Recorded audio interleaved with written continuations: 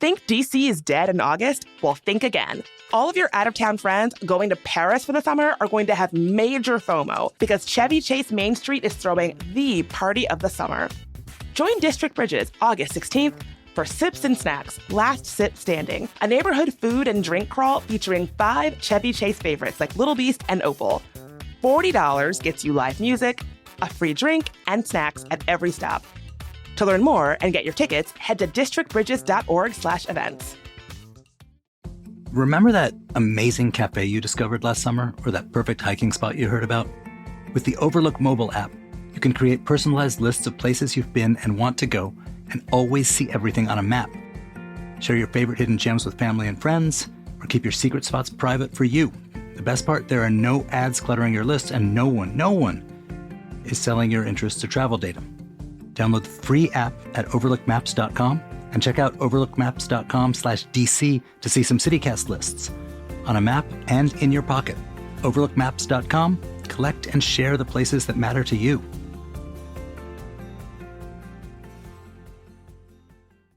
Today on CityCast DC, our city is filled with all sorts of capital W Washington types who impact our day-to-day. But the people who impact things like, if the empty parking lot near your house actually gets developed into something, or what you pay when you gas up your car, those people are just as important and sometimes a lot less visible. So today we're shedding light on one such person. His name is Joe Mamo. He owns a towering number of the gas stations in DC and a whole bunch of land.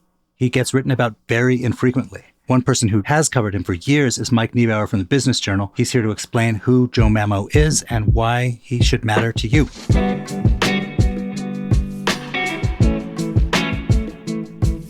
Today is Monday, August 4th. I'm Michael Schaefer, and here's what DC is talking about.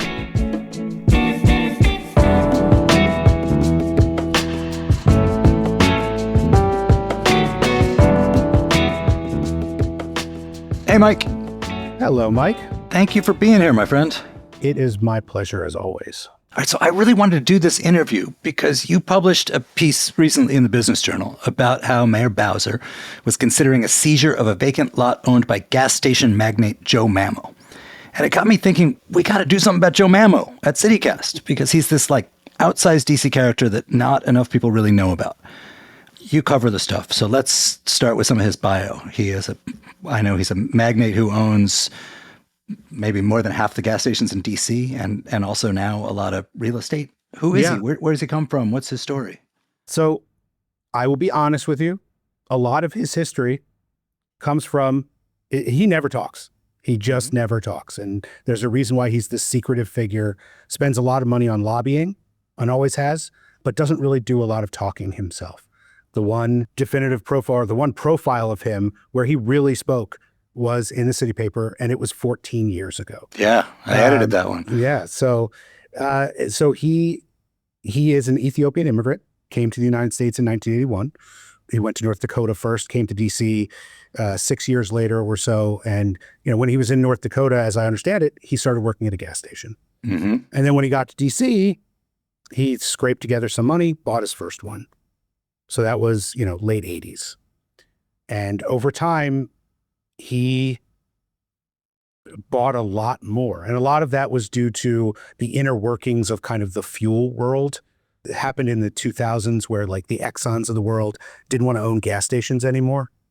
They basically just wanted to be the fuel supplier. Mm-hmm. So they ended up passing off or selling these stations to a select group of large entities. And Joe Mamo's Capital Petroleum Group, which is based in Springfield, is one of those, and ended up pretty much controlling 60%, I believe, of all service stations in DC, including all the Exxons at one point. I don't know exactly how many he owns now, but it's still a lot. I was glancing at a map the other day. I'm not sure how updated it is. His Capital Petroleum Group's website is not exactly 2025, but he still owns a lot of gas stations in DC and in the suburbs. You're a business reporter. You've been doing this a long time. Do you remember when you first became aware of him? It was probably not long after I joined the Business Journal in 2010. That's when the district government really had Joe Mamo on their radar under the Attorney General at the time, Irv Nathan. So it was Mayor Gray's Attorney General. And by 2013, they had sued him for basically squeezing out the service station owners who didn't want to buy fuel from him because he had an exclusive arrangement with like Exxon that said, I'm going to supply all the Exxons, whether you want me to or not. So just to get this straight, he owned all these Exxon stations, but he also owned the distribution mechanism that got Exxon fuel to all of the other Exxon stations. Correct. So there were still 20, 30, 40 mom and pop gas stations that basically, because he controlled the fuel distribution, they had to buy from him. And I mean, there was a lot of very technical stuff involved in the lawsuit, and that, by the way, did not go anywhere. It was eventually dismissed by both parties like 5 years later. That's not the only lawsuit, by the way, that the district has brought against Joe Mamo. I think he's brought 3 or 4. They've brought 3 or 4. And is there basic contention that because he owns all these stations, he was effectively raising prices on consumers, or was there some other sort of core of the suit? It was more about the smaller owners. That first lawsuit was more about the other service station owners and how they were not able to acquire fuel like they felt like they should have been able to. I don't know if the word monopoly was used in the lawsuit, but it was the sense of that he basically controlled the fuel supply. So, like, if you're a normie, and I remember thinking this back when the city was suing him, why should I care about this? That I don't know that we, of all the things we should have sentimental feelings about, mom and pop gas stations, I don't know that they're like, super high on the list. What was worse about his? Why was it bad that he was squeezing them out? Make me the case of why the city thought people should care about this. I think, I'm sure they thought that the prices were up at the stations that he controlled. So that it was eventually making its way down to the consumer. And, you pull your car in and you're paying more at one of Joe Mamo's stations, which, at least in the district, were most of these stations. I just did a search. I don't live in the district. I live in Northern Virginia, but he owns plenty of, I live in Springfield, right? I'm in Joe Mamo's backyard, and he has a lot of gas stations around me. And I looked up and I compared some of the prices of his stations to the stations that near me that he doesn't control. And honestly, he doesn't seem to be doing maybe what they were saying in 2013. So I do think the way the lawsuit was written in 2013 was more about the ability. It was more about the mom and pops. It was more about competition than it was about the consumer. And maybe eventually that does trickle down to the consumer. And, I don't know whether the famous gas station off of Rock Creek Parkway, off by the Watergate, I don't know if that's a Mamo station that always had the famously $2 more per gallon. But There's always going to be stations like that. Right. The TV people need them because they need to have establishing shots for stories about gas prices going crazy. Right. Look at gas prices at $5 a gallon, and then the one 2 blocks away is $3 a gallon. Right, so exactly. I do think there was something to be said about this trickling down to the consumer. I do think that original lawsuit was filed more about competition. Then, they filed a lawsuit. It was Carl Racine in 2020 that was about him raising prices coming out of the COVID pandemic, that he had jacked up prices at his stations and between March 2020 and February 2021. And that did end, by the way, just 2 months ago.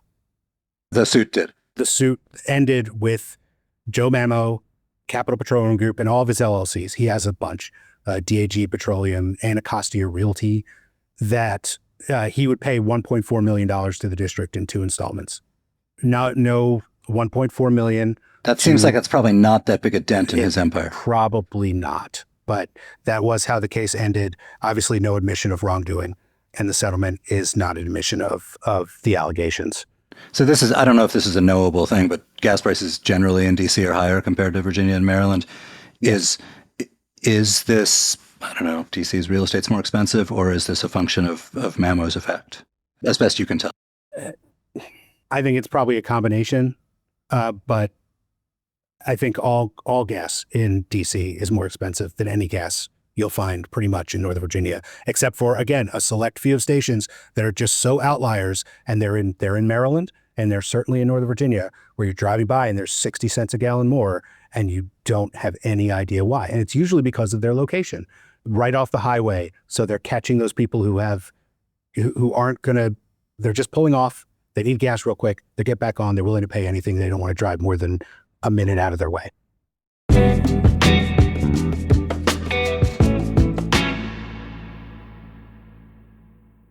Hey, when someone else's negligence changes your life forever, figuring out what to do next can feel overwhelming. You need lawyers who won't back down. The NACE Law Group has been winning serious injury and wrongful death cases in D.C. for decades. They don't just settle, they fight for real justice, and they're not afraid to take cases to court to get it. You might remember them as Paulson and Nace. It's the same trusted lawyers, just a new name. If you need someone in your corner, reach out to NACE Law Group for a free, no-obligation consultation. Visit WashingtonDCInjuryLawyers.com or call 202-463-1999. That's 202-463-1999. Hold up, DC foodies. You're still ordering the same boring takeout? It is time to wake up those taste buds and explore DC's unique and delicious food scene. Metropolitan Washington Restaurant Week is bringing the eats from August 18th through the 24th at hundreds of locations across the DMV. Check out that new Thai fusion spot or that burger joint you've been meaning to try. There's something for everyone. Enjoy a 3-course lunch, dinner, or DC's favorite, brunch, at a discounted flat rate as low as $25.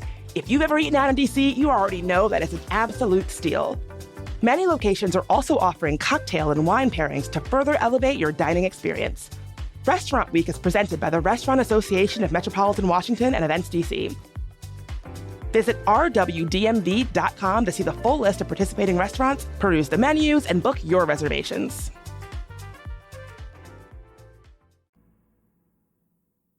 I mean, this is a really kind of amazing, almost romantic story. This guy comes to the United States from Ethiopia in the 80s, at a time when Ethiopia was undergoing famine and had a brutal communist government. Mm-hmm. He goes to, I'm sorry to all the North Dakotans out there, but he goes to this godforsaken tundra, works in a gas station, makes his way to the capital, starts buying gas stations, eventually buys the gas, basically, that gets to the station. Where did the money come from? Was he just doing these one at a time and putting his money away? I think he was building an empire, and that eventually generated a lot of cash. I haven't seen a lot of debt that he might have consumed. I mean, he certainly, and again, I guess we'll talk about this shortly, but he certainly had enough cash to start buying real estate. He is liquid, I get the sense. At some point, there was an Ethiopian publication that said he was the wealthiest Ethiopian in the world. It was in the billions. I don't know if that's true, but it certainly suggested that he has more money than anyone could possibly imagine him having. And that has been through his, it started with fuel stations and now it's in real estate. Okay, so we've talked about Mamo sort of building an empire, right? He got one gas station, then two, then more, then the trucks that deliver the gas, and whether that was a monopoly. But when did this empire pivot from just gas stations to real estate, which is what you've been writing about most recently? I mean, really, he bought 1600 North Capitol, the lot that you talked about right at the beginning, 20 years ago. Almost 20 years ago. So he's been, and that was actually a quote from the city paper. He said, "We are really a real estate company. We're in it for the real estate." And I don't think that just meant service stations. That lot at 1600, I don't know whether that was the first one that he had bought. What are some of the other things he has now? He just bought the Hilton Springfield a few months ago. That it's no longer a Hilton, but he's going to rebrand it, I believe, as a couple of flagged Hilton properties like Doubletree. He owns 4 lots in Mount Vernon Triangle that he's pitched as a 13-story hotel. It's not built. In fact, a lot of what you'll find that he's bought and pitched things for are unbuilt. He owns a nice large chunk of property. There was a former Fuddruckers, a gas station in the city of Fairfax, that he's pitched an 8-story building, ground floor commercial, residential. He owns a 5-acre site in Tysons, right by Metro. He pitched one of those mega Tysons type developments, 2 million square feet, unbuilt. Now, of course, some of this was pitched right before the pandemic. He's not the only one who hasn't developed what he said he would want to develop in the wake of COVID. But so you can't necessarily, but 1,600, the lot in Bloomingdale, and I know that the mayor has, in her eminent domain provision in the Budget Support Act, says it's Truxton Circle. It's just outside of Truxton Circle. It's in Bloomingdale. And I know people are very picky about getting the neighborhoods right. Here at CityCast, we take a very tolerant attitude to neighborhood naming. But it is Bloomingdale. It's just outside of Truxton Circle. That one's just been sitting there, and it is a mess. It is a huge mess. And no wonder I just found the ANC actually asked for this. ANC 5E a couple of years ago passed a resolution saying, Mayor, you got to do what you did to Dave Thomas Circle. You got to do it for this lot, because this lot is a nightmare. It's open air drug markets. There's crime. It's just sitting there. He's made promises. He hasn't kept them, and it's still just sitting there. So they wanted her to take it. And now she's proposed that. And to do that, she's going to have to go through him. You mentioned that he's a person who keeps very low profile, but spends a lot of money on lobbying. Is this a person who local political figures, governments are afraid to cross? That obviously, in this case, they're trying to get that lot. But is there real danger when you get on the wrong side of someone who throws around money on lobbying and so on? I don't think there's danger. I don't know if they're afraid of Joe Mamo. And by the way, I haven't looked up, admittedly, who his new lobbyists are. The ones he had in 2011, 12, 13 are probably not the same ones he has in 2025. To be clear, there's nothing wrong with spending money on lobbyists. Absolutely not. I'm just wondering if he gets what he pays for. The AG is obviously going to do what the AG does. But, that lawsuit, it did proceed. It just ended up being dismissed. So there was, and honestly, I hadn't even thought about it until now. I believe Mary Che might have tried former something. Former DC council member, Ward 3, tried to do something involving Joe Mamo, I think. And I'm pretty sure that didn't go anywhere either. Because eminent domain is not something you can just do. It becomes a court fight. And so where do you think it's going to head between Bowser and the council and Mamo on this one lot? I know Zachary Parker, Ward 5 council member, and that is Ward 5, supports this move. But also, this could be just the driver to make something happen. This could be a negotiating tactic. It's hard to take someone's private lot that's not part of a public infrastructure or development project. They took Skyland Shopping Center, right? But they knew exactly what they wanted to do with it. There was a plan. They took Dave Thomas Circle, but that was part of the effort to improve that intersection. They took all the properties in near the Navy Yard so they could build a new Nationals Park. This is not that. This is just, we want to take it and give it to another developer so they can develop it. Right. And I'm not sure that's nearly as easy a fight as these other pieces. So maybe it's a negotiating tactic that drives Joe Mamo to actually move and develop. It's not like it's in the middle of nowhere. Right. It's right at North Capitol. It's in a great location. There was the ANC resolution actually argued that there's a little slip lane there, Q Street, that goes around where Florida and North Capitol meet. Apparently, Joe Mamo wanted to get control of that in order to make a bigger development. There's a triangle park on the end of it. And the district apparently was talking about maybe making the triangle park larger by getting rid of the slip lane. Joe Mamo wants to get the slip lane in order to make his development larger. A lot of pieces in play. Can you put this in the context of sort of where we're at right now in terms of development in DC? This is what you cover for a living. Obviously, the city is going through a lot of economic turmoil and a great deal of uncertainty about the federal government, which is the biggest employer. We've come through 20 or 30 years of just growing prosperity and a lot of indicators moving in the right direction. We're not sure where it's going to go. But a lot of these decisions are going to come down to the people who control the land. What are we going to do with it? Are we going to invest? Are we not going to invest? How common is someone with the kind of size of holdings of Joe Mamo? Is he an outlier, or is most of DC owned by individuals, or are there a lot of the vacant lots similarly owned by people who've got a whole bunch of property? in and near downtown, there are very few vacant lots, and that's been well reported. Most of them have been built up over the last 25 years, since Tony Williams. No, look, it is hard to get financing for pretty much anything in DC right now.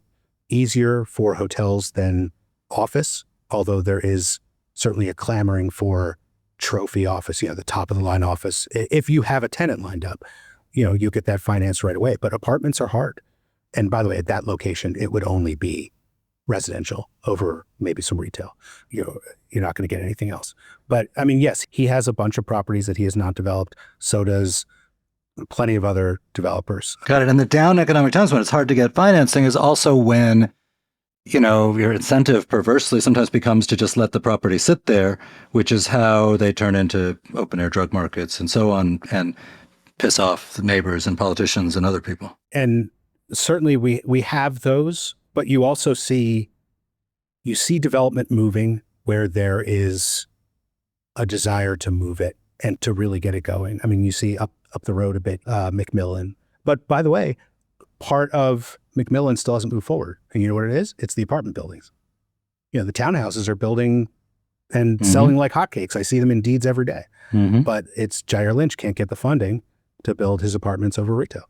And so you're seeing the same thing. I don't know whether he's having struggles finding financing. I mean, I know he's got cash, but that building is that's a $50 to $80 million project, you'd figure, something like that. These things aren't cheap. So he would need financing. Most likely he's not going to put cash down.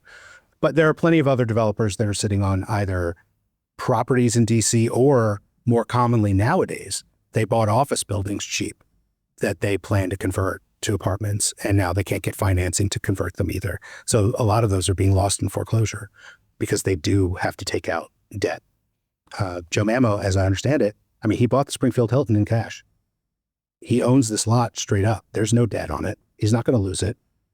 So it's a matter of what does the district do to force his hand? And my guess is this eminent domain move is probably an effort to force his hand. Either do something with it now, or we're going to take it from you. By the way, I know he is a minority owner of DC United. Does he have anything near the RFK site? I don't think so. But I obviously hard to see. I mean, I tried to do a search for LLCs based on his Springfield headquarters, which is where he typically makes his principal office. So it's easier to find, but I didn't find a lot of LLC. So I think we have a pretty good idea of what he owns real estate wise, but you never know where there are more. And by the way, when you go to a gas station, how can you tell if it's Mamo owned? You cannot. You cannot. You absolutely cannot. Why is that? You could go to his website and look it up, and if it's updated, great, it's there. It says what he controls. But otherwise, when you're pulling into a gas station, you see the Exxon, the Sunoco, the Shell. That's all you see. And he just happens to be the one bringing that fuel in. So you may never know. Mike, thank you so much for being here. Mike, it was my pleasure.